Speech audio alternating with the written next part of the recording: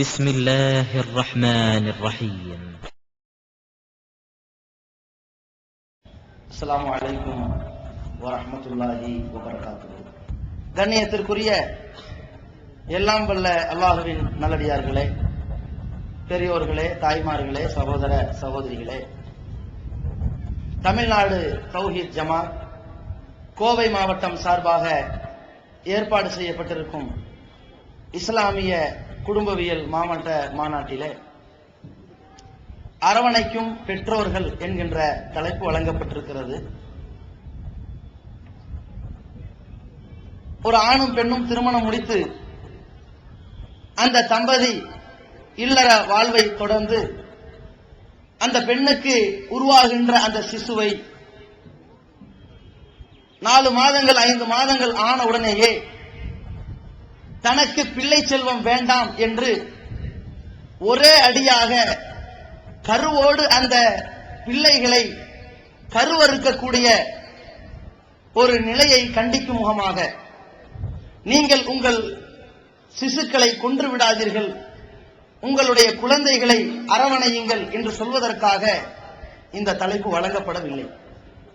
அதே போல பெற்றெடுத்த குழந்தைக்கு யுர்ஸேன அவுலாதஹுன்ன ஹவுலைனி காமிலைனி, ஒவ்வொரு தாயும் தன் குழந்தைக்கு 2 பரிபூர்ணமான ஆண்டுகள் பாலூட்ட வேண்டும் என்று அல்லாஹ் ரப்பல் ஆலமீனுடைய உத்தரவு பிரகாரம் எந்த ஒரு தாயும், இரக்க குணம் கொண்ட எந்த ஒரு பெண்ணும் தான் பெற்றெடுத்த பிள்ளைக்கு 2 ஆண்டுகள் பரிபூர்ணமாக பாலூட்ட வேண்டும்.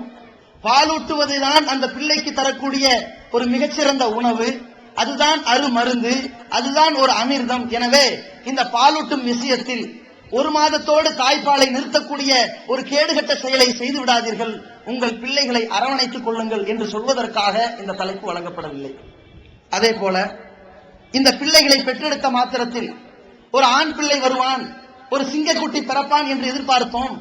ஆனால் ஒரு பெண் பிள்ளை பிறந்திருக்கிறாள், இந்த பிள்ளைக்காக வேண்டி சம்பாதிக்க வேண்டி இருக்கிறது, சொத்து சேர்க்க வேண்டி இருக்கிறது, இவளுக்கு வரதட்சணை கொடுக்க வேண்டியிருக்கிறது என்று அந்த பிள்ளையை உயிருடன் புதைக்கக்கூடிய ஒரு கேடுகட்ட ஒரு செயலை, ஒரு கொடூரமான ஒரு செயலை நீங்கள் செய்து விடாதீர்கள், உங்களுடைய பெண் பிள்ளைகளை நீங்கள் அரவணையுங்கள் என்று சொல்வதற்காக இந்த தலைப்பு வழங்கப்படவில்லை.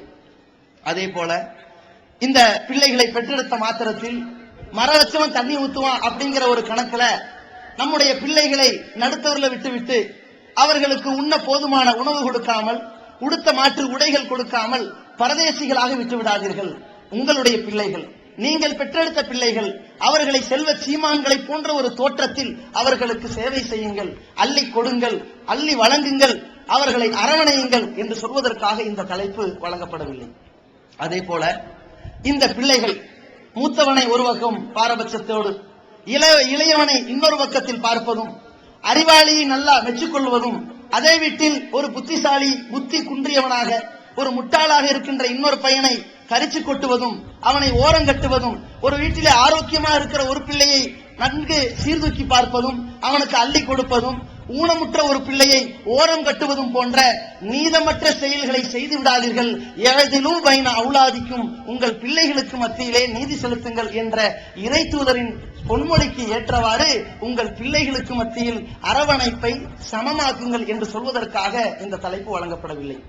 அதே நேரத்தில் இந்த பிள்ளைகளை பொறுத்தவரைக்கும் ஆரத் தழுவி கொஞ்சாமல், முத்தம் கொடுக்காமல், கொடூரத்தனமாக இந்த பிள்ளை ஏதோ மாற்றான் தாய் வீட்டு பிள்ளையை போன்று புறக்கணிக்கின்ற வேலையை செய்து விடாதீர்கள். மல் லா இரகம் லா யுரகம், யார் அன்பு செலுத்தவில்லையோ, கருணை காட்டவில்லையோ, இரக்கம் காட்டவில்லையோ, அவர் இறைவனுடைய இரக்கத்தை பெறமாட்டார், இரக்கம் காட்டப்பட மாட்டார் என்று அல்லாஹ்வுடைய தூதர் சொல்லி இருக்கிறார்கள். எனவே உங்களுடைய பிள்ளைகளை அன்பு சொற்களாலும், கட்டி தழுவுவதாலும், ஆற தழுவுவதாலும், கொஞ்சுவதன் மூலமாக, அந்த பச்சிளம் குழந்தைகளை முத்தம் கொஞ்சுவதன் மூலமாக அள்ளி கொடுங்கள், அரவணைத்து விடுங்கள் என்று சொல்வதற்காக இந்த தலைப்பு வழங்கப்படவில்லை.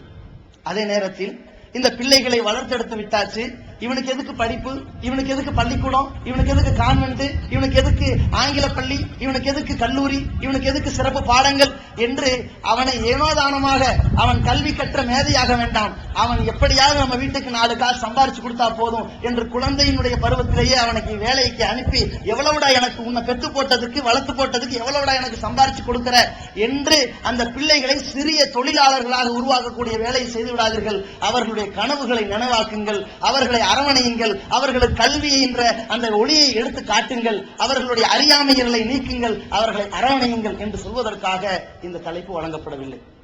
நான் சொல்கின்ற அனைத்து செய்திகளும் நம்முடைய தாய்மார்கள் தங்களுடைய சக்திக்கு இயன்றவாறு தங்களுடைய பிள்ளைகளிடத்தில் காட்டி வருகிறார்கள், அரவணைத்து வருகின்றார்கள். அந்த அரவணைப்பில் எந்த குறையும் இல்லை என்று சொல்லக்கூடிய வகையில் அதை நிவர்த்தி செய்து வருகிறார்கள்.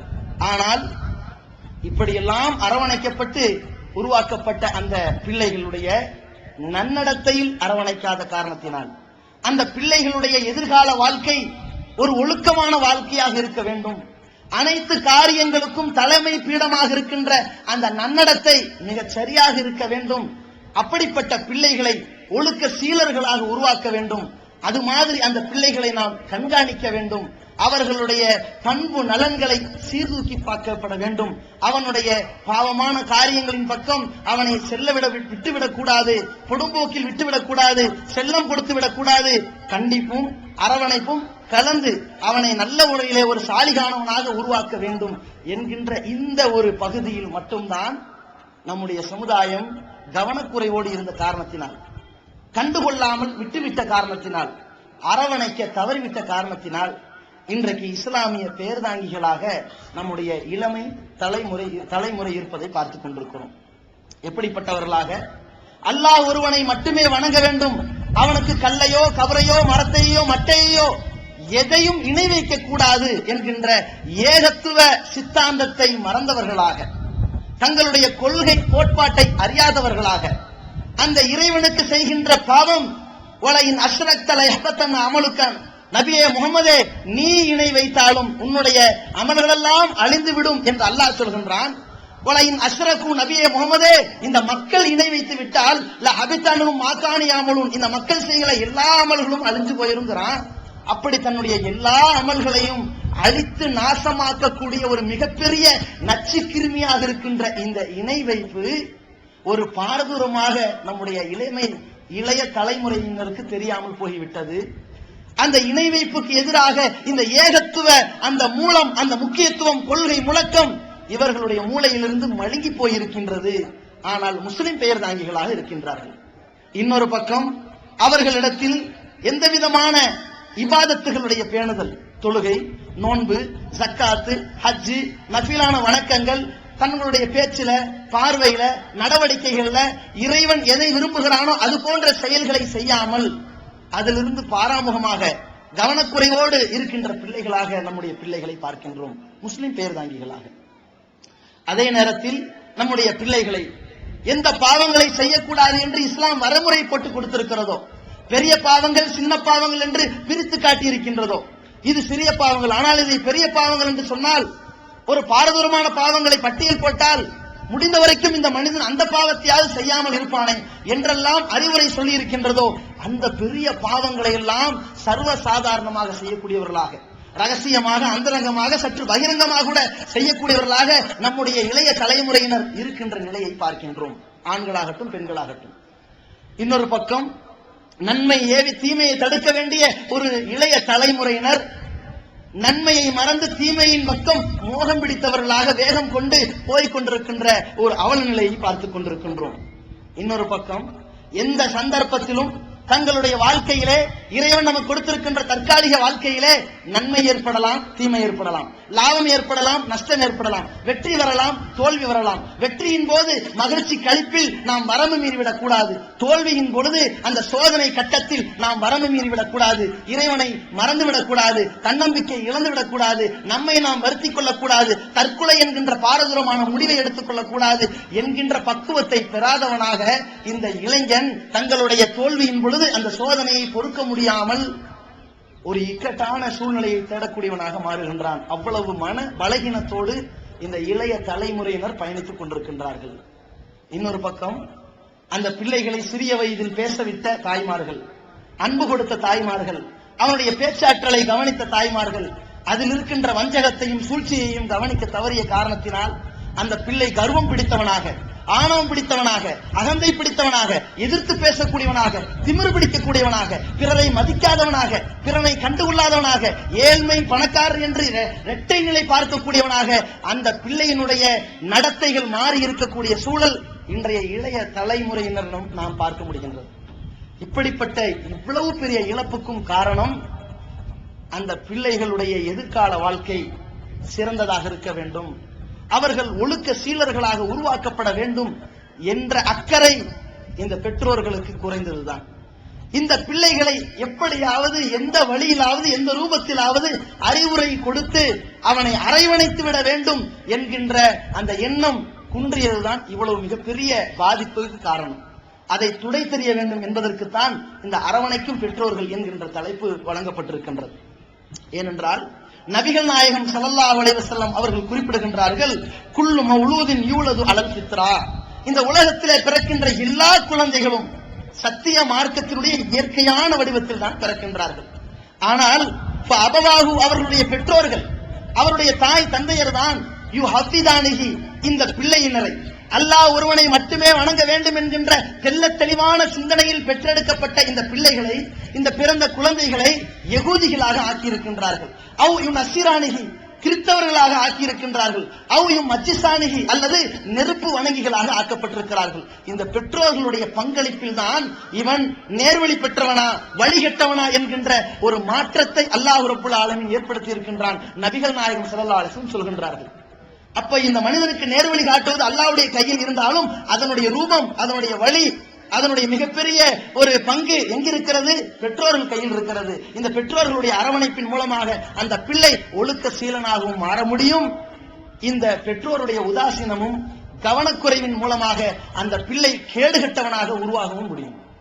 இதனால் தான் நபி ஸல்லல்லாஹு அலைஹி வஸல்லம் இந்த இடத்துல நமக்கு மிக தெளிவாக வலியுறுத்தினார்கள், பெற்றோர்கள் தான் இந்த பிள்ளைகளை சீரழித்து விடுகிறார்கள். எனவே எந்த குழந்தையும் நல்ல குழந்தைதான் இம்மண்ணில் பிறக்கையிலே அவர் நல்லவராவதும் தீயவராவதும் அன்னை வளர்ப்பினரே என்று சொல்லக்கூடிய இடத்துல பெற்றோர்கள் வளர்ப்பினரே என்று அல்லாஹ்வுடைய தூதரவர்கள் இரண்டு பேருக்கும் பொறுப்பை சாட்டியிருக்கிறார்கள். குல்லுக்கும் ராயின், உங்களில் ஒவ்வொருவரும் பொறுப்பாளிகள். குல்லுக்கும் மஸ்ஊலுன் ரஅய்யத்திஹி, உங்களில் ஒவ்வொருவரும் பொறுப்புகள் குறித்து விசாரிக்கப்படுவீர்கள். திருமணம் ஆகிவிட்டதா, கணவன் அந்த மனைவிக்கு பொறுப்பாளியாக இருக்கின்றான், மனைவி அந்த கணவனுக்கு பொறுப்பாளியாக இருக்கின்றாள். அதே நேரத்தில் குழந்தை பிறந்து விட்டதா, இந்த பிள்ளைக்கு அந்த பெற்றோர்கள் பொறுப்பாளியாக விடுகின்றார்கள். இந்த பிள்ளையை எப்படி வளர்த்தீர்கள், எப்படி உருவாக்கினீர்கள், எப்படி அள்ளி கொடுத்தீர்கள், எப்படி வாரி வழங்கினீர்கள், அல்லாஹ் மறுமையிலே விசாரிப்பான், கேள்வி கணக்கு கேட்பான். சரியான பதில் இல்லை என்றால் நமக்கு நரகப்படுகொலி போய்விடும். யோசித்து பாருங்கள். இந்த இடத்தில் தான் பெற்றோருடைய அந்தஸ்தில் இருக்கின்ற நாம் நம்முடைய பிள்ளைகளை எப்படி அரவணைக்க வேண்டும், எப்படி கைதூக்க வேண்டும். அவர்கள் வயிற்றிலே இருக்கின்ற பொழுது நமக்கு பிறக்கின்ற பிள்ளைகள் சாலிகானவர்களா இருக்க வேண்டும் என்று எதிர்பார்த்தோம் அல்லவா? அல்லாஹ்விடத்திலே பிரார்த்தனை செய்தோம் அல்லவா? நமக்கு குழந்தையே உண்டாகாத ஒரு காலம் இருக்கும் பொழுது நமக்கு ஒரு குழந்தை உண்டாகாதா, கரு உண்டாகாதா என்று பல இடத்துல ஆலோசனை கேட்டு, ஒரு கல்யாணமாய் 5 வருஷம் ஆச்சு, குழந்தை இல்லை, என்னங்க பண்றது, எந்த மருத்துவர் அணுகிறது என்றெல்லாம் பராதியாக திரிந்தோம் அல்லவா? அந்த மனைவியுடைய ஏக்கம் எந்த அளவுக்கு இருந்தது, கணவனுடைய பார்வை எந்த அளவுக்கு இருந்தது. அந்த மக்களுக்கெல்லாம் எத்தனையோ பேருக்கு திருமணமாய் இருக்கிறது, குழந்தை பெற்றிருக்கிறார்கள். நமக்கு திருமணமாய் இருக்கிறது, 6 வருஷமா குழந்தை இல்லை. எவ்வளவு பெரிய ஏக்கத்தில் தாக்கப்பட்டிருக்கின்றான், அந்த தாக்கத்திலே பாதிக்கப்பட்டிருக்கின்றான். இப்படிப்பட்ட எதிர்பார்ப்பு, நமக்கு ஒரு குழந்தை பிறந்தால் அந்த குழந்தையை தங்கத்தில் பூசி அப்படியே வடிவமைப்ப என்றெல்லாம் ஒரு ஆர்வம் இருந்தது. குழந்தையை பெற்றான். குழந்தையை பெற்றெடுத்த பிறகு இந்த பெற்றோர்கள் அன்பு பாராட்டினார்கள், பாசத்தை அள்ளி கொடுத்தார்கள், பாலூட்டினான். அந்த தாய் தன்னுடைய பிள்ளைக்கு பாலூட்டினான், எல்லா வகையான ஒத்துழைப்புகளையும் செய்தால், உருவாக்கினாள். ஆனால் இந்த பிள்ளைகளை இவ்வளவு உருவாக்கினோமே, வளர்த்தோமே, அறிவுரை கலந்து வளர்ப்பு இருந்ததா? அந்த பிள்ளைகளுக்கு சரியான முறையிலே, நல்ல வகையிலே அந்த பிள்ளைகளுக்கு அதபுகள், ஒழுக்கங்கள் போதிக்கப்பட்டனவா? இஸ்லாமிய கொள்கை கோட்பாடுகள் அழுத்தம் திருத்தமாக தெரிவிக்கப்பட்டனவா என்று சற்று சிந்தித்து பார்க்க வேண்டிய கடமை நமக்கு இருக்கின்றது. ஏனென்றால் அல்லாஹ் ரப்புல் ஆலமீன் இந்த உலகத்திலே ஒவ்வொரு பகுதியில் இருக்கக்கூடியவர்கள், ஒவ்வொரு வகையில் இருக்கக்கூடியவர்கள் தங்களுடைய பங்களிப்பு என்ன, இந்த உலகத்தில் வாழ்கிற காலகட்டத்தில் தான் சந்திக்கின்ற பொறுப்புகள் என்ன, அவர்கள் எப்படி நடந்து கொள்ள வேண்டும் என்று சொல்லுவதோடு மட்டுமல்லாமல் சில முன்மாதிரிகளையும் ஏற்படுத்தி கொடுத்திருக்கிறான். கணவனா மனைவி இடத்தில் நீ எப்படி நடந்து கொள்ள வேண்டும், சில முன்மாதிரி குர்ஆன்ல சொல்லி இருக்கின்றான். நபிகளாருடைய நாவின் மூலமாக இறை செய்தியை கொடுத்திருக்கின்றான். மனைவியா எப்படி இருக்க வேண்டும் அல்லாஹ் சொல்லி இருக்கின்றான். பெற்றோரா நீ பிள்ளை இடத்தில் எப்படி நடந்து கொள்ள வேண்டும் அதையும் அல்லாஹ் சொல்கின்றான். தன் திருமறை குர்ஆனிலே 31வது அத்தியாயத்திலே இறைவன் லுக்மான் அலைஹிஸ்ஸலாம் அவர்களை பற்றி குறிப்பிடுகின்றான். லுக்மான் என்கின்ற ஒரு நல்ல மனிதர். திருமறை குர்ஆன் 31வது அத்தியாயம் 13வது வசனத்திலிருந்து இந்த அறிவுரை துவங்குகிறது. ஒட்டுமொத்த உலகமுமே பெற்றோர் தன் பிள்ளைக்கு எந்தெந்த விஷயத்திலெல்லாம் அறிவுரை கொடுக்க தவறிவிடக் கூடாது, எந்தெந்த விஷயத்திலெல்லாம் அந்த பிள்ளைகளை அரவணைக்க விட்டுவிடக் கூடாது, சற்று கவனத்தோடு நடந்து கொள்ள வேண்டும் என்று இந்த உலகத்திற்கு எடுத்துச் சொல்லக்கூடிய முக்கியமான வரிகள். வெளிவந்துவிட்டது இஸ்லாம் கூறும் குடும்பவியல் ரமலான் மாதம் தொடர் சொற்பொழிவு 5 டிவிடிகளாக விலை ரூபாய் 150 மட்டுமே. கூரியர் செலவு தனி. கிடைக்கும் இடம் TNTJ வீடியோ விஷன் நம்பர் 30 அரமனைக்காரன் தெரு, மன்னடி, சென்னை 1. இஸ்லாத்தை குர்ஆன் மற்றும் ஹதீஸ் வாயிலாக அறிந்திட அழகிய இணையதளமான onlinepj.com என்ற இணையதளத்திலிருந்து எடுக்கப்பட்ட இஸ்லாம், அரசியல் மற்றும் சமூக கேள்விகளுக்கான பதில்களின் ஒரு தொகுப்பு. கொள்கை விளக்கம், தொழுகை, நோன்பு, ஜக்காத், ஹஜ், அரசியல் மற்றும் பொதுவான பதில்கள் உள்ளிட்ட சுமார் 300 கேள்விகளுக்கான பதில்கள் அடங்கிய இந்த புத்தகத்தின் விலை ரூபாய் 150 மட்டுமே. தமிழ்நாடு தௌஹீத் ஜமாத்தின் புதிய வெளியீடு மாதம் ஒரு பிரசுரம் கட்டுரைகளின் தொகுப்பு விலை ரூபாய் 120 மட்டும். கிடைக்கும் இடம் TNTJ வீடியோ விஷன் எண் 30 அரண்மனைக்காரன் தெரு, மன்னடி, சென்னை 1. செல் 9500168989. பொன்னான எழுத்துக்களால் பதிவு செய்யப்பட வேண்டிய வரிகள் லுக்மான் தன் பிள்ளைக்கு சொன்ன அறிவுரை தான். எப்படிப்பட்ட அறிவுரை? அல்லாஹ் தன் திருமறையிலே குறிப்பிடுகின்றான், லக்கது கான ஃபீ கஸஸிஹிம் இப்ரத்தன் லிஉலில் அல்பாப். இந்த குர்ஆனில் சில முன்னோர்களை பற்றி சொல்லப்பட்டிருக்கிறது, அந்த வரலாறு சொல்லப்பட்டிருக்கிறது. எதற்காக? அறிவுடைய மக்களுக்கு, சிந்திக்கிற மக்களுக்கு படிப்பினை ஊட்டுவதற்காக சொல்லப்பட்டிருக்கிறது. அந்த படிப்பினையாக இதோ லுக்மான் தன் பிள்ளையை நோக்கி என்ன சொன்னார் என்று அல்லாஹ் சொல்கின்றான். இது நீங்கள் நினைத்து பாருங்கள். கால லுக்மானு இப்னிஹி வஹுவ யஇலுஹு. இந்த லுக்மான் தனது மகனுக்கு அறிவுரை சொல்லும் பொழுது சொன்னார், யா புனைய, என் மகனே, லா துஷ்ரிக் பில்லாஹ், நீ அல்லாஹ்வுக்கு இணை வைத்து விடாதே. இன்ன ஷிர்க லஸுல்முன் அதீம், இணை வைப்பது மாபாதக அநியாய செயலாகும் என்று சொல்கின்றார். இப்படியாக அவருடைய அறிவுரை தொடர்கிறது. முதல் அறிவுரை என்ன தெரியுமா? தன்னுடைய பிள்ளை வணக்கத்திற்கு தகுதியான ஒரே இறைவனை மட்டும்தான் வணங்க வேண்டும். அதிலே எந்த ஒரு சந்தர்ப்பத்திலும் அல்லாஹ்வுக்கு நிகராக யாரையும் இணை வைத்து விடக் கூடாது என்கின்ற கொள்கையைத்தான் அழுத்தம் திருத்தமாக பதிவு செய்கிறார். ஒன்றை யோசித்து பாருங்கள். பதிவு செய்யக்கூடிய இடத்தில் இருப்பது யார் தெரியுமா? ஒரு தந்தை. எந்த பிள்ளைக்கு சொல்கிறார் தெரியுமா?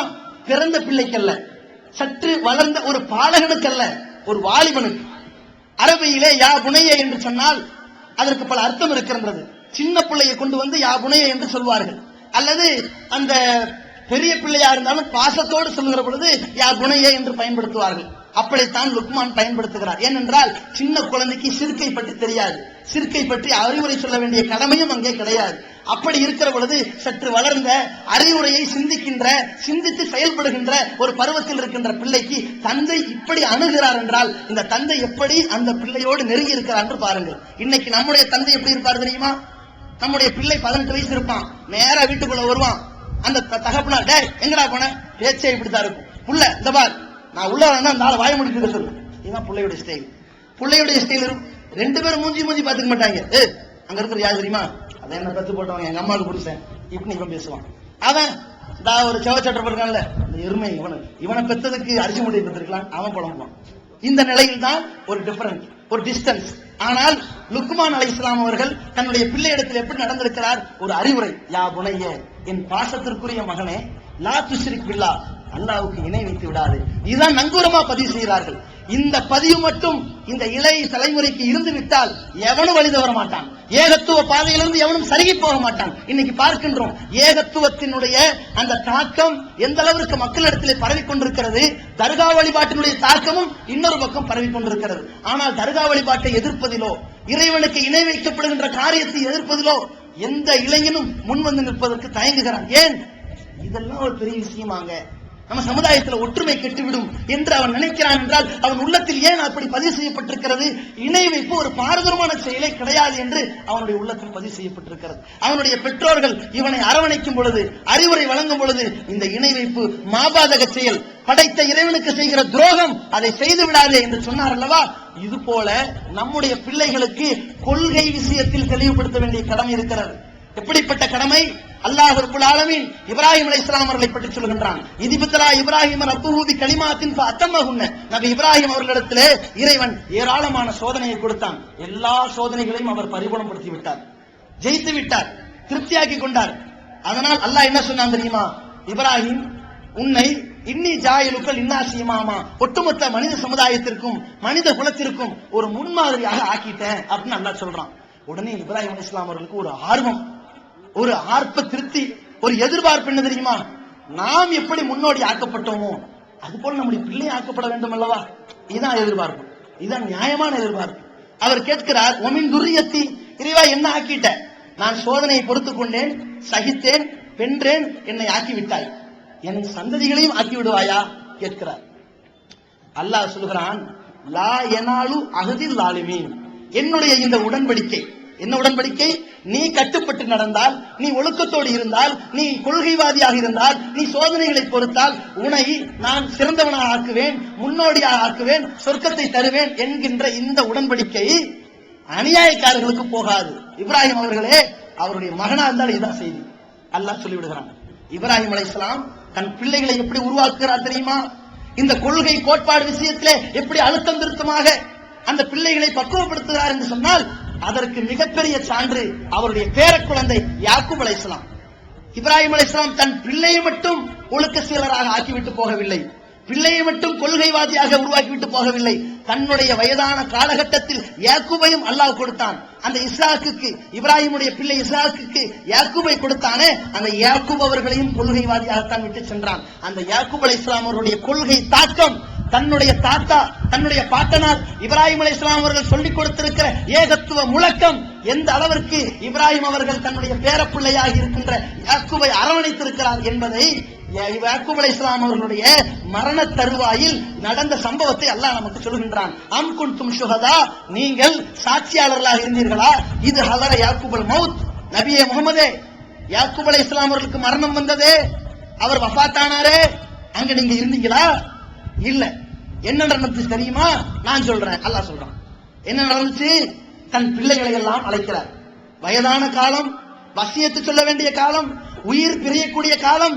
அந்த உச்சகட்டத்தில் நேரத்திலே தன்னுடைய பிள்ளைகளை வைத்து சொல்கின்றார், மா தாகுதூன பாதி மின்பாதி, பிள்ளைகளே, நான் இந்த உலகத்தை விட்டு பிரிந்து விட்டால் நீங்கள் யாரை வணங்குவீர்கள்? எப்படி கேள்வி பாருங்க. நான் இந்த மாதிரி மவுத்தாக போற மாதிரி காலம் வந்துருச்சு, எனக்கு 4 காணி நிலம் இருக்குதா நீ வச்சுக்க, எனக்கு 2 கடை இருக்கிறத நீ வச்சுக்க, எனக்கு 2 வீடு இருக்கிறத நீ வச்சுக்க, எனக்கு சில ஒட்டை இருக்கிறத நீ வச்சுக்க, இதெல்லாம் நாட்டு. அது அப்புறம் அல்லாஹ் பாத்துக்கிறான், அது வாரிசு உரிமை அல்லாஹ் பாத்துக்குவான். இவர் என்ன பாக்குறார்? நான் வஃபாத்தாகி விட்டால் என் கண் முன்னால் இருக்கக்கூடிய பிள்ளைகள், யாக்கூப் அலைஹிஸ்ஸலாமுடைய பிள்ளைகள் எப்படிப்பட்டவர்கள் யோசித்து பாருங்கள். நீங்கள் வரலாறு படித்திருப்பீர்கள், நாம் வரலாறை பார்த்திருக்கின்றோம். யூசுப் அலைஹிஸ்ஸலாம் அவர்களை பற்றி, அந்த வரலாறை பற்றி அல்லாஹ் சொல்லும் பொழுது அஹ்ஸனுல் கஸஸ், அந்த யூசுப் என்ற பிள்ளையை 11 பேரும் கொண்டு போய் கிணத்துல போட்டார்கள். இருந்தாலும் அந்த பிள்ளைகளை புறக்கணிக்கவில்லை, வெறுக்கவில்லை, உதாசீனப்படுத்தவில்லை. நம்ம பிள்ளை ஒரு தடவை சினிமா பார்த்துட்டு வந்திருப்பான், ஒரு கெட்ட செயல வந்துருப்பான், அன்னைக்கோட அந்த பிள்ளைய முழுகடிச்சதுதான், மூஞ்சில முழிக்க மாட்டேன்னு சொன்னதுதான், கடைசி வரைக்கும் இந்த பிள்ளைகிட்ட பேச மாட்டார். இப்படித்தான் நம்முடைய பெற்றோர்கள் இருப்பார்கள். யாக்கூப் அலைஹிஸ்ஸலாம் அப்படி அல்ல, எல்லா பிள்ளைகளையும் அரவணைத்து தான் வைத்தார்கள். என்ன சொன்னார்கள் தெரியுமா? பிள்ளைகளே, நான் வஃபாத்தாக போகிறேன், எனக்கு பிறகு நீங்கள் யாரை வணங்குவீர்கள்? அந்த பிள்ளைகள் சொல்கிறார்கள், நாபுது இலாஹக்க, தந்தையே, உங்களுடைய இறைவனாக இருக்கின்ற ஓ இலாஹ ஆபாயிக்க, உங்கள் முன்னோர் இப்ராஹிம், இஸ்ஹாக், இஸ்மாயில் இவர்கள் எல்லாம் ஒரு இறைவனை வணங்கினார்களே, அந்த ஒரு இறைவனை, இலாஹ வாஹிதா, அவனைத்தான் நாங்கள் வணங்குவோம். முஸ்லிமோன், அவனுக்குத்தான் நாங்கள் முஸ்லிமாக இருப்போம் என்று சொல்கிறார்கள். அந்த உலகை விட்டு யாக்கூப் அலைஹிஸ்ஸலாம் அவர்களுடைய உயிர் பிரிகிறது. தன் பிள்ளைகள் எல்லாம் ஏகத்துவவாதிகளாகவே இருந்து விட்டார்கள் என்கின்ற ஆத்ம திருப்தியில் பெற்றோர் கழிந்தார் அல்லவா, இந்த உலகை விட்டு விடை பிரிந்தார் அல்லவா. அப்படிப்பட்ட பெற்றோர்களாகத்தான் நாம் நம்முடைய பிள்ளைகளுடைய கொள்கையை அழுத்தம் திருத்தமாக பதிவு செய்ய வேண்டிய கடமை நமக்கு இருக்கின்றது. இது முதல் அம்சம். இரண்டாவது அம்சம், யாக்கூப் அலைஹிஸ்ஸலாம், லுக்மான் அலைஹிஸ்ஸலாம் அவர்கள் தன்னுடைய பிள்ளைக்கு சொல்லக்கூடிய இரண்டாவது அறிவுரை. இங்கும் நாம் கவனிக்க வேண்டிய ஒரு முக்கியமான விஷயம் இருக்கிறது. பாருங்கள், தன்னுடைய பிள்ளைக்கு அவர் சொல்கின்றார், அதாவது ஒரு பருவமெய்த வயசு, பருவமெய்த வயசில் டீன் ஏஜ் சொல்வார்கள். 13, 14, 15, 16, 17, 18 வரைக்கும் அது டீன் ஏஜ், டீன்ல முடிகிறதுனால இந்த வயசு எதையும் பற்றி கொள்ளக்கூடிய வயசு. எப்படிப்பட்ட சிந்தனையும் அவனுடைய உள்ளத்தில் இறுக்கமாக பிடித்துவிடும், இரும்பு காந்தத்தை இழுப்பது போல. அப்படிப்பட்ட ஒரு பருவம் தான் இந்த லுக்மான் அலைஹிஸ்ஸலாம் தன்னுடைய பிள்ளைக்கு சொல்லக்கூடிய பருவமெல்லாம் இதே மாதிரி தான் இருக்கும். ஏறத்தாழ எப்படி இருக்கும் தெரியுமா? அந்த பிள்ளைக்கு சொல்லக்கூடிய நாசுக், அந்த தன்மை நம்முடைய பெற்றோர்களுக்கு வந்து விட்டால் பிள்ளைகள் தன் தந்தையின் அறிவுரையை தேடி வருவார்கள். நம்ம என்ன செய்வோம்? நம்முடைய பிள்ளை சினிமாவுக்கு போயிட்டான், அட்டா செருப்பு கட்டி அடிக்கிற உன்னை எல்லாம் ராஸ்கல், எந்த வீட்டுல இருந்து என்ன காரியம் பண்ணிருக்கிற, நாளையில இருந்து இந்த படத்துக்கு போற அங்க போன காலை உடைச்சிருவா பாடுவா அப்படின்னு சொல்லுவான். அந்த மகன் மீண்டும் அதை செஞ்சுட்டு வருவான். இதான் நடக்குது. அறிவுரை எங்க வச்சு செய்வோம்? 4 பேர் நிப்பாங்க ரோட்ல வச்சு, இந்த பாருங்க இவன, இவருக்கால நான் பெற்றுப்பட்ட கழுதை, மூத்தவர்கள் நல்ல பையங்க, இவனை பாருங்க ஒரு படிப்பு ஒரு மண்ணு கிடையாது, ஊரை சுத்திக்கிட்டு கெட்ட பசங்களோட சேர்ந்துக்கிட்டு கேவலப்படுத்திட்டு அதோட ஒடிஞ்சு போயிடுவான். நீங்க என்னடா என்ன பெத்த போட அப்படின்னு அவன் போயிடுவான். ஆனால் அந்த அறிவுரை வழங்குவதில் கூட அந்த பிள்ளை சிந்திக்க வேண்டும். சரிதானே நம்முடைய வாப்பா சொல்றது, நம்முடைய அத்தா சொல்றது கரெக்ட் தானே, நம்மகிட்ட இருந்து மிஸ்டேக் இருக்கு போல, நம்ம திருத்திக் கொள்ள வேண்டும், அப்படி வரணும். அது மாதிரி சொல்லுகிறார் லுக்மான் அலைஹிஸ்ஸலாம். சொல்கின்றார், என் மகனே, இன்னஹா இன் தக்குன் மிஸ்கால் ஹப்பத்தின், நீ செய்யக்கூடிய தவறு ஏதாவது இருந்துச்சுன்னா, எப்படிப்பட்ட தப்பா இருந்தாலும் சரிப்பா, நான் உனக்கு சூசகமா சொல்றேன். எப்படி பிள்ளை எந்த காரியத்தை பண்ணுவான்ல, சினிமாவுக்கு போவான், அந்தரங்கமான சில பார்வைகள் இருக்கும், தப்பு தப்பா பாத்துருவான், எதையும் கேட்டுருவான், எதையும் பேசிடுவான், பசங்களோட ஏதாவது செஞ்சுட்டு வந்துருவான். அது ஹிக்மத்தா அப்படி சொல்றாங்க, மகனே நீ செய்யற தப்பு கடுகளவு இருந்தாலும் சரி, அது ஹப்பத்துமின் கருதல், கடுகை பல கூற வெட்டி போட்டு சின்ன பண்ண ஒரு பகுதியா இருந்தாலும் சரி, அந்த பகுதி, அந்த பாவத்தின் அளவு சகரத்தின் ஒரு பாறைக்கு உள்ள இருந்தாலும் சரி, அவுஃபி சமாவாத்தி அது வானத்துல ஒளிஞ்சிருந்தாலும் சரி, அவுஃபில் அருவி பூமிக்குள்ள ஒளிஞ்சிருந்தாலும் சரி, எழுத்தி அல்லாஹ் நாளை மறுமை வரும், அந்த பாவத்தை அல்லாஹ் கொண்டு வந்து படம் காட்டிடுவான்ப்பா, கவனமா இருந்துக்க அப்படின்னு சுருக்கணும். எனக்கு ஏறு கரெக்ட், அதை சொல்றாங்களோ இதை சொல்றாங்களோ, நாம செஞ்ச அது தெரிஞ்சிருக்குமோ இது தெரிஞ்சிருக்குமோ, அங்க பேசினது தெரிஞ்சிருக்கும், எல்லாம் தெரிஞ்சு போயிடும் அவனுக்கு, எல்லாத்துக்கும் ஒரு ஆட்டம் வந்துடும். இருந்தாலும் நம்முடைய வாப்பா திட்டல, கண்டிக்கல, கேவலப்படுத்தல, கண்ணியமா தானே சொல்றாரு, திருத்துவமே, அதான் திருந்துவான். அதான் நடக்கும். யாக்கூப் அலைஹிஸ்ஸலாம் அவர்கள் தங்களுடைய 11 பிள்ளைகள் யூசுஃபை கொண்டு போய் கிணத்துல தள்ளிட்டு வரும்பொழுது என்ன செய்தார்? இனிமேல் நீங்க அவனுக்கு பிள்ளைங்க இல்ல, நான் அவனுக்கு அப்பன்ல போங்கடா வெளியே சொன்னாரா? ஒன்றும் செய்ய முடியாது. இவங்களை கொஞ்சம் கொஞ்சமா திருத்த முடியும். ஃபஸபுருன் ஜமீல், நான் இப்பொழுது அழகான பொறுமையை மேற்கொள்கின்றேன். வல்லாஹுல் முஸ்தஆனு அலாமா தசிஃபூன், நீங்க என்னெல்லாம் பொய் சொல்றீங்களோ இருந்தாலும் பரவாயில்ல, நீங்க வர்ணிக்கக்கூடிய விஷயத்தெல்லாம் அல்லாஹ் எனக்கு உதவி செய்வான்ப்பா அப்படின்னு அமைதியா இருந்துக்கிறார். இதுதான் பெற்றோருக்குரிய மரியாதை, பிள்ளைகள்ட்ட அணுக வேண்டிய முறை. இதை லுக்மான் அலைஹிஸ்ஸலாம் செய்கிறார். அதே வேலையை நாம் செய்ய வேண்டுமா இல்லையா? நம்முடைய பிள்ளைகள் செய்கின்ற தவறுகள் எதுவா இருக்கட்டும், இந்த வகையில் நாம் அணுகினால் அந்த பிள்ளைகள் திருந்த வாய்ப்பு இருக்கிறது. உண்மையில் நாம் அரவணைக்கின்ற பெற்றோராக அங்கே இருப்போம் என்பதை கவனத்தில் வைத்துக் கொள்ள வேண்டும். 3வது அம்சம் என்னவென்றால், அந்த பிள்ளைக்கு அவர் சொல்கின்றார், யா புனைய, என் பாசத்திற்குரிய மகனே, அக்கிமி ஸலாத், தொழுகையை நிலைநிறுத்தப்பா. இதான நாளைக்கு மறுமையில வந்து கேள்வி கேட்கப்படும். முதல் கேள்வி அதான, தொழுகையை நிலைநிறுத்து. எப்படிப்பட்ட ஒரு அறிவுரை பாருங்கள். நம்முடைய பிள்ளைகளை பார்த்து நாம ஆடா தொழுகைக்கு கூப்பிடுவோமா? நாமளே தொழுகைக்கு எந்திரிக்கிறதுல எப்படி கூப்பிடுவோம்? இருக்காது. நாம் அந்த பிள்ளைகளை கூப்பிட வேண்டும், தொழுகையை நிலைநிறுத்து. அல்லாவே அடியார்களை பார்த்து குர்ஆன்ல 100க்கும் மேற்பட்ட இடத்துல சொல்றான், மீண்டும் மீண்டும் சொல்லிக்கிட்டு இருக்கிறான். நாம நம்ம பிள்ளைகளுக்கு ஒரு தடவை சொன்னா வந்துருவானா? ஒரு 10 தடவை சொல்லணும், வந்து விடுவார்கள். அதே போல அந்த பிள்ளைகளுக்கு, தங்களுடைய பிள்ளைகளை எந்த அளவுக்கு அவர் சொல்லித் தருகிறார்? லுக்மான் அவர்கள் சொல்லுகிறார், வஅமுர் பில் மஅரூஃப், நீ நன்மையான காரியத்தை பிறருக்கு சொல்லுப்பா. நன்மையை நீ செய்ப்பான்னு சொல்றதை விட நன்மையான காரியத்தை பிற மக்களுக்கு போய் சொல்லு. இதை செய்யுங்க அதை செய்யுங்க, நன்மையை சொல்லுப்பா அப்படின்னு சொன்னா ஆட்டோமேட்டிக்கா அவன் உள்ளத்துல ஒண்ணு சிந்திக்க தூண்டும். நன்மையை நம்மளை சொல்ல சொன்னாலே நம்ம செய்யணும்ல, செய்யாம சொன்னா மக்கள் ஏத்துக்க மாட்டாங்கல்ல. அப்ப அத நன்மையை செஞ்சுட்டு சொல்றாங்கிறது அறிவுரை சேர்ந்தா இருக்குது. அப்படி அவர் சொல்ற மாதிரி நாம் நம்முடைய பிள்ளைகளுக்கு சொல்ல வேண்டும். தொழுகணும், சக்காத்து கொடுக்கணும், நீ பள்ளிவாசல் விட்டு வெளியே வர யாரும் ஏழ்மையா நின்னாங்களா, ஏதோ 5-10 உன்னால முடிஞ்சது செய்யணும். இப்படி கொஞ்சம் கொஞ்சமாக தங்களுடைய பிள்ளைகளுக்கு அந்த அறிவுரை வழங்க வேண்டும். அதே மாதிரி அன்னானில் முன்கர், பாவமான காரியத்தை விட்டு நீ ஒதுங்கிக்கொள். ஃபர்ஸ்ட் ஒரு அறிவுரை போட்டாங்க. என்ன போட்டாங்க? நீ எதை செஞ்சாலும் சரி, அது பெருசோ சிறுசோ, எப்படிப்பட்ட காரியமானாலும் சரி, யார்கிட்ட மறைச்சாலும் சரி, அல்லாஹ் மறுமையில கொண்டு வந்துருவான்ப்பா. பாவமான காரியத்தில் இருந்து நீ ஒதுங்கிக்கொள், பிற மக்களை தடு அப்படிங்கிறாங்க. பாவமான காரியத்தை செய்ய விடாமல் இந்த இளைஞன் பிற மக்களை தடுத்தால் இந்த பிள்ளை எப்படி உருவாவான்? செய்யாதவனாகத்தான் உருவாவான் தானே. அதுக்கு தான் லுக்மான் அலைஹிஸ்ஸலாம் இப்படி சொல்கிறார். இந்த மாதிரி நம்முடைய பிள்ளைகளை நாம் அறிவுரை செலுத்தி அரவணைக்க வேண்டிய நிலையில் இருக்கின்றோம். அதே போல அதை தொடர்ந்து இந்த பிள்ளைக்கு மனோரீதியான ஒரு பக்குவத்தை சொல்லித் தருகின்றார்.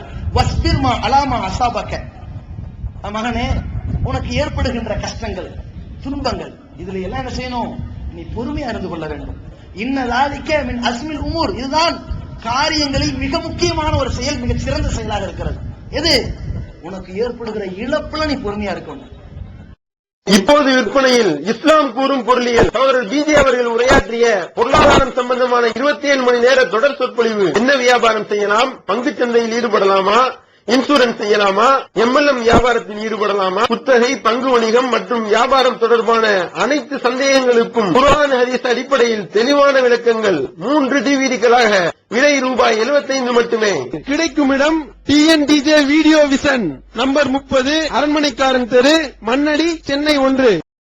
இப்போது புத்தம் புது வடிவில் பல சிறப்பம்சங்களுடன் onlinepj.com மற்றும் tntj.net இணையதளங்கள் அப்படிங்கிற ஒரு விஷயம். இது அப்படியே அந்த இளமை துள்ளி குதிக்கின்ற பருவத்தில் அவன் உள்ளத்துல பதிவு செஞ்சாங்க. நமக்கு எப்படிப்பட்ட இழப்புகள் வந்தாலும் சரி, கஷ்டம் வந்தாலும் சரி, நஷ்டம் வந்தாலும் சரி, நம்ம பொறுத்து இருக்கணும். அல்லாஹ் நமக்கு கூலி தருவான், நாளைக்கு மறுமையில பன்மடங்கு பெருக்கி தருவான் என்கின்ற ஒரு பாடம் அந்த உள்ளத்தில் பதிவு செய்யப்பட்டு விட்டால் நாளைக்கு ஒரு காலத்துல இந்த புள்ள துவண்டு போக மாட்டான். இல்லன்னு வைங்களேன், ஒரு ஆம்பளை பையன் என்ன செய்வான்? படிப்பான், ஃபெயிலா போவான், 4 பேர் கேவலமா பேசுவாங்க, ஒரு துன்பம் தான். அங்க சகிப்புத்தன்மை இல்லன்னு வைங்க, அப்படிப்பட்ட ஒரு ட்ரைனிங் இல்லனா, அப்படிப்பட்ட ஒரு மனப்பக்குவம் இல்லனா தற்கொலை பண்ணி விழுந்துருவான் இல்லையா? இன்னைக்கு 10ஆம் வகுப்பு தேர்வு அந்த ரிசல்ட்லயும் 12ஆம் வகுப்பு தேர்வு ரிசல்ட்டையும் கேட்டுட்டு பார்த்துட்டு மதிப்பெண் குறைவா இருக்குன்னு மாடியிலிருந்து விழுந்து சாகக்கூடிய நிலையை பார்க்கிறோம். கணவன் திட்டினான்ட்டு மனைவி சாகரா, தற்கொலை. என்ன? அந்த குற்றத்தை, அந்த கேள்வியை, அந்த திட்டுதலை, அந்த கண்டிப்பை தாங்க முடியாத ஒரு பாரம் இல்லாத ஒரு பலகீனமான உள்ளம் ஆகியிருக்கிறது. அந்த அளவுக்கு பிள்ளைகளை அந்த பெற்றோர்கள் மனோபக்குவத்தை போதிக்காமல் விட்டு விட்டார்கள். நாம பிள்ளைகளுக்கு என்ன சொல்லி தரணும்? உனக்கு நன்மை கிடைக்கும், தீமையும் கிடைக்கும், உனக்கு லாபம் கிடைக்கும், நஷ்டமும் கிடைக்கும், இன்பம் வரும், துன்பமும் வரும். நீ வாழ்ற 30 வருஷம், 40 வருஷம், 50 வருஷத்துல இது உலகத்துல வாழக்கூடிய நாம் சிஜ்னுல் மூமின், மூமின்களை சிறைச்சாலை தான், சிறைச்சாலை மாதிரிதான். சிலது திடீர்னு அள்ளி தரும் அல்லாஹ், திடீர்னு அள்ளிக்கிட்டு போயிரும், எதையும் சகிச்சுக்கணும். இப்படி சொல்லி சொல்லி ஒரு பிள்ளை உருவானால் பிரச்சனை வருமா? துன்பம் வருமா? அந்த பிள்ளைகளுக்கு பல எதிர்பார்ப்பு கனவு வருமா? அந்த கனவு நினைவாகாமல் போனால் வேதனை வருமா? வராது. இதே மாதிரிதான் ஒரு பக்குவம் அல்லாஹ்வுடைய தூதரவர்கள் தன்னுடைய மகள் ஃபாத்திமா ரலியல்லாஹு அன்ஹா அவர்களுக்கு சொல்லித் தருகிறார்கள். ஒரு நாள் ஃபாத்திமா ரலியல்லாஹு அன்ஹா அவர்கள் வருகிறார்கள் அல்லாஹ்வின் தூதரே, தன் தகப்பனை பார்த்து, என்னுடைய தந்தையே, எந்த பருவத்துல பாருங்க, குழந்தையா இருக்கும் போதல்ல, 10 வயசுல இல்ல, ஐஸ் குச்சி கேட்கிற மாதிரி ஐஸ் வாங்கிட்டாங்க, எனக்கு ஒரு பஜ்ஜி வாங்கிட்டாங்க, எனக்கு ஒரு மிட்டாய் கிடையாது. எந்த வயசு? எனக்கு தனக்கு திருமணமாகி ஹசன் ஹுசைன் பிள்ளை இருக்கும் பொழுது அந்த பருவத்திலே ஃபாத்திமா ரலியல்லாஹு அன்ஹா அவர்கள் தங்களுடைய பெற்றோரை பார்த்து சொல்கின்றார்கள், பல தொலைவில் இருந்து தண்ணீரை தோல் பாத்திரத்தில் நான் எடுத்து வருகிறேன், அள்ளி வருவதால் என்னுடைய மாரில் வைத்து வருகிற பொழுது என் மாரிலே முன்பக்கமாக நெஞ்சிலே ஒரு புண்ணு ஏற்பட்டு விட்டது. அதனால உங்கள்கிட்ட நிறைய அடிமைகள் இருக்கிறாங்க, ஒரு 2 பேரை கொடுத்தீங்கன்னா அவங்கள வச்சு நான் இந்த தோல் பாத்திரத்துல தண்ணி எடுக்கிற வேலையை செஞ்சுக்குவனே அப்படின்னு கேட்கிறாங்க. அல்லாஹ்வுடைய தூதரவர்கள் இருக்கக்கூடிய இடம் பைத்துல் மாலுடைய பொறுப்பாளர். அந்த பைத்துல் மாலுக்கு சொந்தமான அந்த அடிமைகளை தன்னுடைய வாரிசுக்கு கொடுப்பது சட்டவிரோதம். அதையும் செஞ்சிடக்கூடாது. பிள்ளையினுடைய கோரிக்கை என்ன பண்றது? அதான் கிடையாது போ அப்படின்னா அதை ஏற்றுக்கொள்ள முடியாது. ரொம்ப கஷ்டப்பட்டு வடு ஏற்பட்டிருக்கிற அந்த பெண்ணுக்கு, ஃபாத்திமா ரலியல்லாஹு அன்ஹா அவர்களுக்கு நெஞ்சுக்கு வெளியே ஏற்பட்ட வடு நெஞ்சுக்கு உள்ள வந்துடக்கூடாது இல்லையா? அதனால் அல்லாஹ்வுடைய தூதரவர்கள் சொல்றாங்க, இந்த அடிமைகளை விட சிறந்த வைத்தியத்தை உனக்கு சொல்லட்டுமா? தினமும் நைட்டு உறங்கும் பொழுது அதற்கு முன்னாடி சுபஹானல்லாஹ் 33 சொல்லுங்க, அல்ஹம்துலில்லாஹ் 33 சொல்லுங்க, அல்லாஹ் அக்பர் 34 சொல்லுங்க அப்படின்னு சொல்லி கொடுக்குறாங்க. இத நீங்க சொன்னீங்க, இதெல்லாம் விட ரொம்ப திருப்தியா இருக்கும். அதாவது பிள்ளைய தட்டியும் கிடைக்க கூடாது, அரவணைக்கும் செய்யணும். அது மாதிரியாக அந்த பிள்ளையை நபிகள் நாயகம் ஸல்லல்லாஹு அலைஹி வஸல்லம் அவர்கள் அப்படி அரவணைச்சாங்கன்னு சொன்னா, இந்த இடத்தில் ஒவ்வொரு தாயும் தன் தகப்பனையும் எந்த மாதிரி அல்லாஹ்வுடைய தூதர் தன் பிள்ளையை அரவணைச்சாங்களோ அப்படி பார்க்கணும். சில பிள்ளைகள் வருவாங்க, கல்யாணம் பண்ணி கொடுத்திருப்போம், எங்க வீட்டுக்காரர் வந்து ரொம்ப நாளா கஷ்டப்படுறாங்க, ஒரு 2 வீலர் வாங்கித்தான் கேக்குறாங்க, போடி உங்க அம்மாட்ட வாங்கிட்டு வரேன்னு சொல்றாங்க. அவனுக்கு புத்தி இல்ல, அவன் சம்பாதிக்கிறது இல்ல, அவனை பிச்சைக்கார போயலா போ சொல்லு, இல்லன்னு சொல்லு, போ கல்யாணத்துக்கு எவ்வளவு கொடுத்தாச்சு இப்படின்னு சொல்லாதீங்க. அதே நேரத்தில் கொடுத்தீங்கனாலும் அவன் ஓட்டாண்டி ஆயிடுவான், அவன் ஒரு பிச்சைக்காரன் ஆயிடுவான், அவனுடைய ஆண்மை இழந்துருவான். கொடுக்கும் செய்ய வேண்டாம். என்ன சொல்லணும்?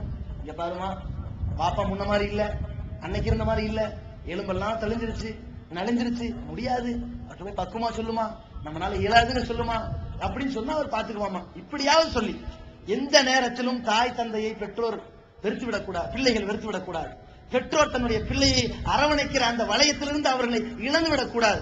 இதுல ரொம்ப எச்சரிக்கையாக இருக்க வேண்டும். அதே மாதிரி இன்னொரு வகையான பண்பை லுக்மான் அலைஹிஸ்ஸலாம் சொல்லித் தருகிறார் தன்னுடைய பிள்ளைக்கு.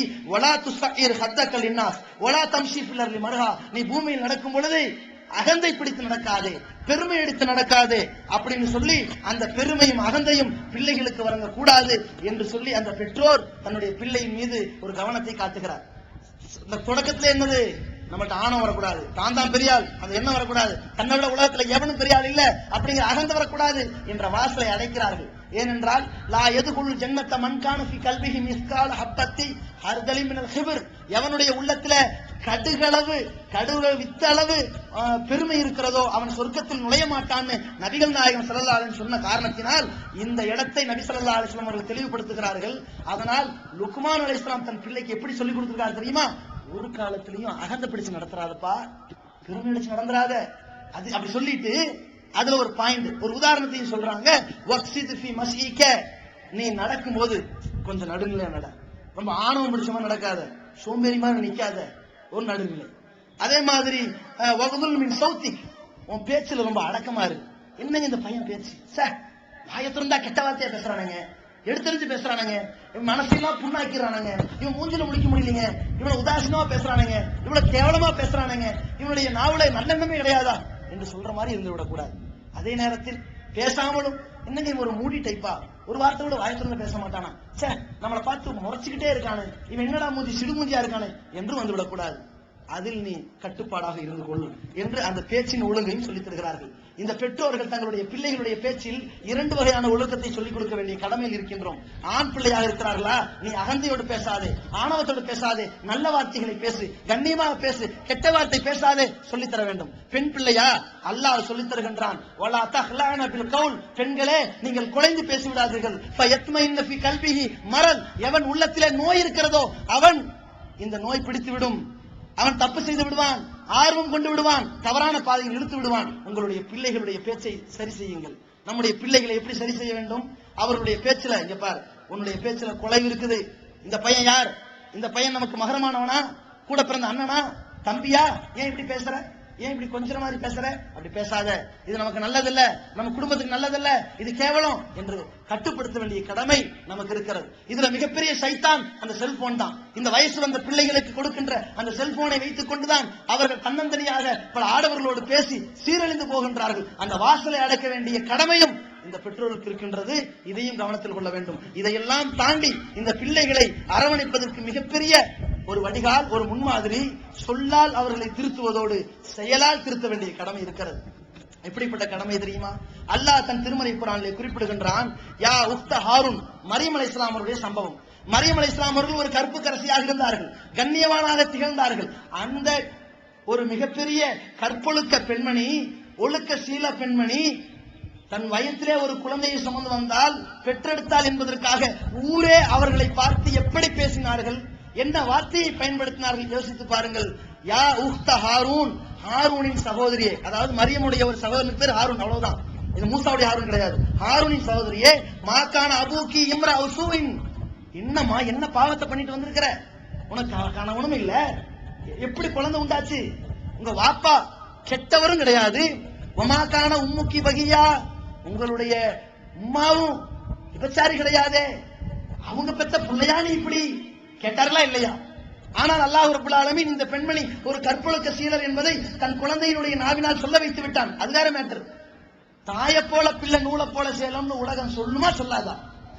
அப்படி சொல்லக்கூடிய உலகத்துல தாய் தன்னுடைய நடத்தையால், தந்தை தன்னுடைய நடத்தையால் அந்த பிள்ளைகளை புரிய வைக்க வேண்டும், அரவணைக்க வேண்டும். தன்னுடைய ஒவ்வொரு நடத்தையின் மூலமாக பிள்ளை திருந்துவான். முதல் நடத்தை தந்தையை பொறுத்த வரைக்கும் அவனுடைய பேச்சு. சில பிள்ளைகளை பாருங்க, வீட்டுல வாப்பா எப்படி வீடி பிடிப்பாரு, வாப்பா உள்ள வர மாதிரியே வருவான், வீடி எடுத்து வாயில வைக்கிற மாதிரி வைப்பான். ஏன்? அப்படியே பார்த்து படிச்சிருவான், படம் பிடிச்சு காட்டுறான். பசுமரத்தாணி போல பதியும்.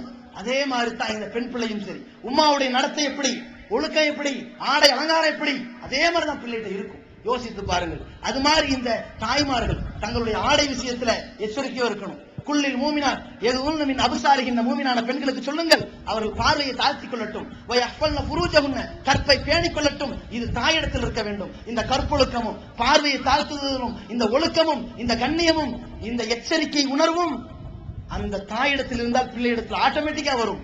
இல்லன்னு வைங்க, அவங்க அம்மா அப்படித்தானே பிள்ளையும் அப்படித்தான் அப்படின்னு பேசுவார்கள். அது வரக்கூடாது. அதே நேரத்தில் அவருடைய ஆடையில் இருப்பது போல அவர்களுடைய இன்னொரு தன்மை. எப்படிப்பட்ட தன்மை? நபிகள் நாயகம் ஸல்லல்லாஹு அலைஹி வஸல்லம் அவர்கள் சொல்கின்றார்கள், இந்த உலகத்தில் சில பெண்கள் இருக்கிறார்கள், காசியாத்தும் ஆரியாத்தும் முமீலாத்தும் மாயிலாத்தும்.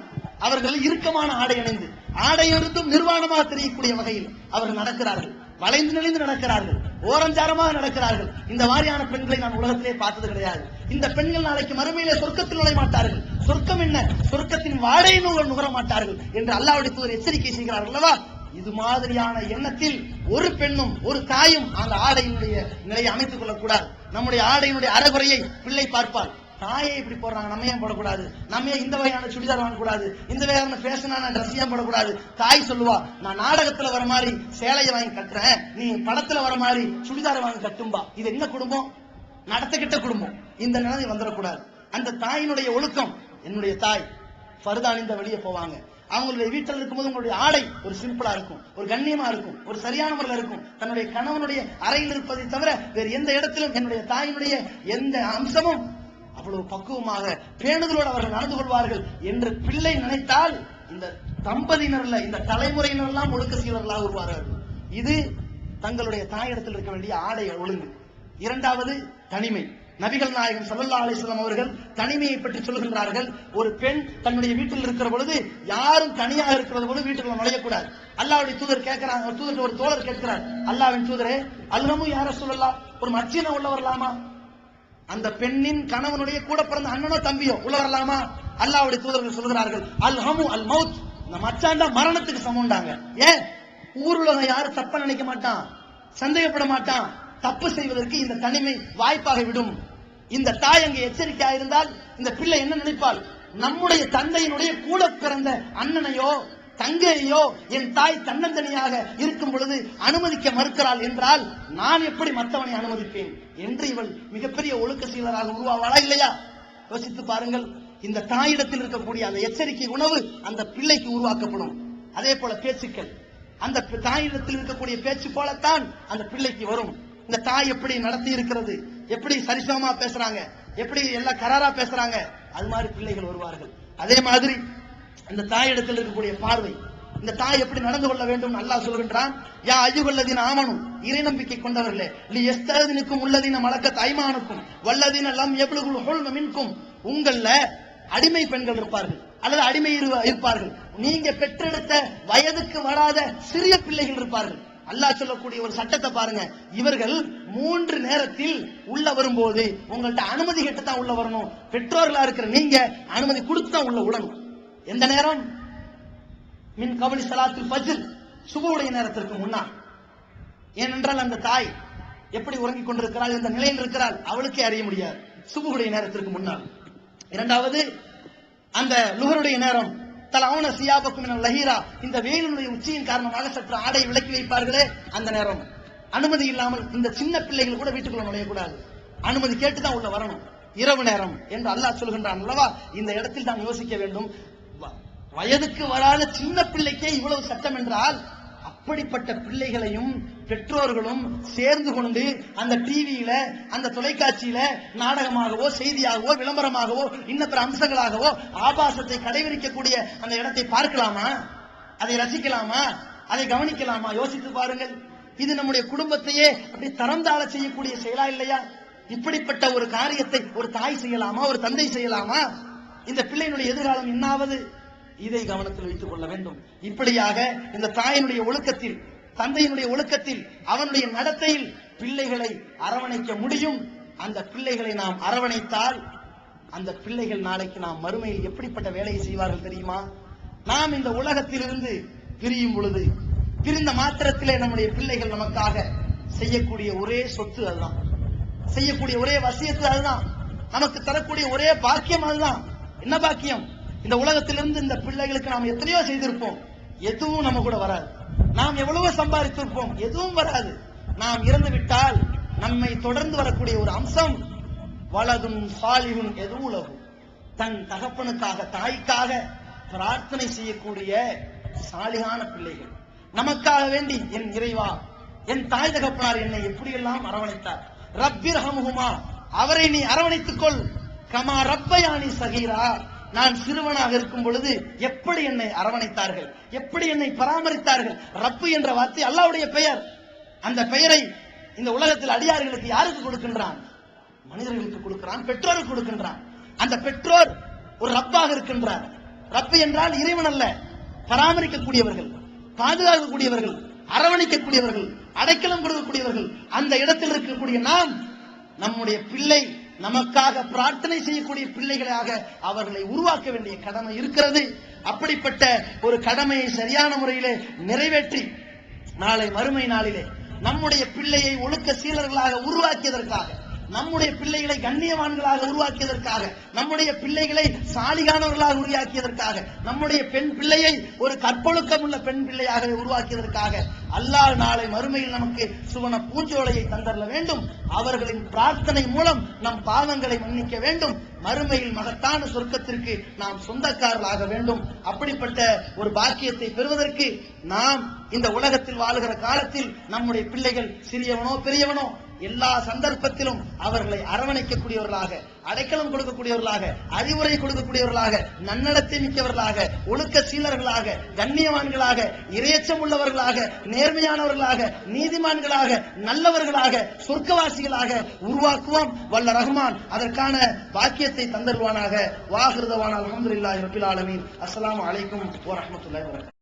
தமிழ்நாடு தௌஹீத் ஜமாஅத்தின் ஆதரவற்றோர் இல்லம் இறைவனுக்கு செய்ய வேண்டிய கடமைகளுக்கு அடுத்தபடியாக பெற்றோரை பேணுவது பற்றி இஸ்லாம் அதிகமாக வலியுறுத்துகிறது. பெற்றோரை பேணாதவர்கள் மறுமையில் வெற்றி பெற முடியாது என்று இஸ்லாம் அறிவுறுத்துகிறது. ஆயினும் இஸ்லாத்தின் இந்த கட்டளையை சில முஸ்லிம்கள் அலட்சியம் செய்து பெற்றோரை வீட்டை விட்டு விரட்டுகின்றனர், பெற்றோரை பிச்சைக்காரர்களாக மாற்றுகின்றனர். இந்த அவல நிலைக்கு பரிகாரம் காணும் வகையில் முதியோர் ஆதரவு இல்லத்தை தமிழ்நாடு தௌஹீத் ஜமாஅத் நடத்துகிறது.